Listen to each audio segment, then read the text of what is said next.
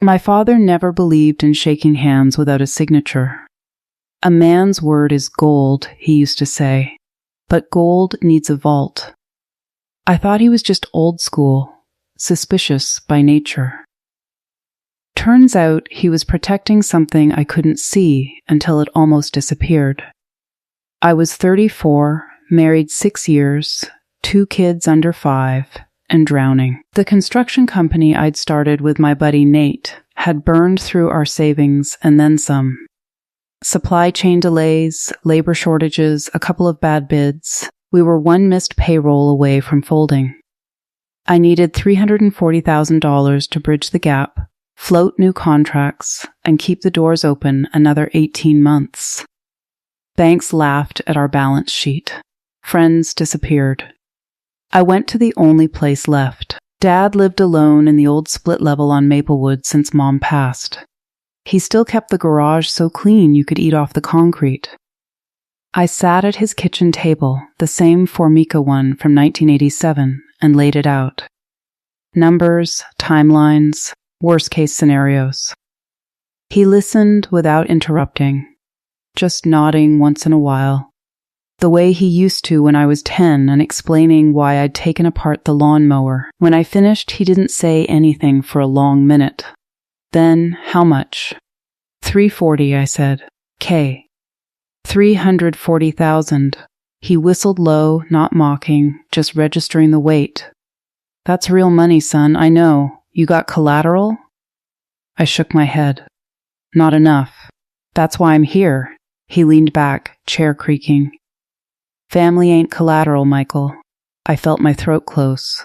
I'm not asking you to risk everything. Just a bridge loan. I'll pay interest. 6%. Better than the market right now. He looked at me the way he used to look at the engine block when something wasn't quite right. Interest, he repeated, tasting the word. You want to put interest between us? I want to keep this clean, I said. Business is business, business, he echoed.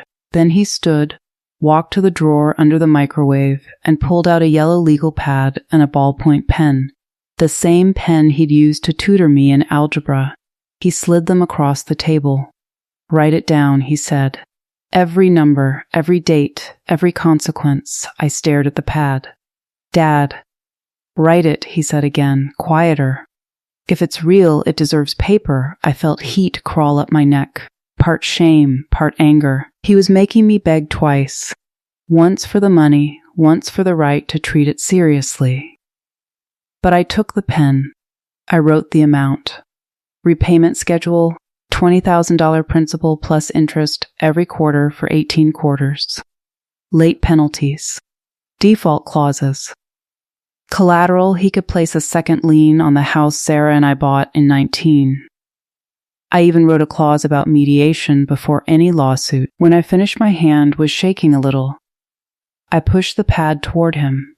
He read it slowly, line by line. Then he took the pen and made 3 small changes. Lowered the interest to 4%, I'm not a bank. Struck the house lien, I'm not taking your home. And added 1 sentence at the bottom in his careful block letters. If either party feels the terms are no longer fair, they may call a family meeting before any legal step is taken. He signed his name, Thomas R. Callahan, then passed the pen. I signed. Michael T. Callahan. Date. We didn't shake hands, we just looked at each other, and something in the room shifted, not softer, clearer. The check came 3 days later, hand-delivered in a plain white envelope. No ceremony. Just good luck and a quick hug that smelled like Old Spice and motor oil. The next 18 months were brutal. We lost 2 big jobs. Nate and I barely spoke some weeks. But we paid every quarter, on time, every time. Dad never once called to ask where the money was. He waited for the direct deposit like it was any other bill. When the last payment cleared, I drove over on a Saturday.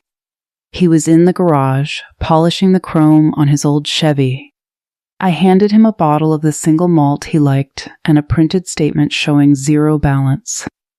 He glanced at it, folded it once, and set it on the workbench. Feels strange, he said. Yeah. He wiped his hands on a rag. You know why I made you write it? I shrugged. So you'd have something legal if I screwed up, he shook his head. No. So you'd have something to stand on, something that said this wasn't charity, wasn't pity, wasn't a gift you'd have to feel small about forever. I wanted you to remember you're a man who keeps his word. And I wanted to remember I'm a father who believes you will. I looked away, blinking hard. Love don't need blindness, Michael. It needs eyes wide open, numbers and all. We stood there in the fluorescent light, two grown men who'd finally figured out how to talk to each other. The paper hadn't come between us. It had given us room to breathe. A week later, I framed the signed agreement, not the copy, the original, and hung it in my office behind my desk. Not to remind me of the debt, to remind me of the respect. Sometimes Sarah catches me staring at it. She doesn't ask why I keep it up there. She already knows. It's the truest thing my father ever gave me. Not the money, the clarity.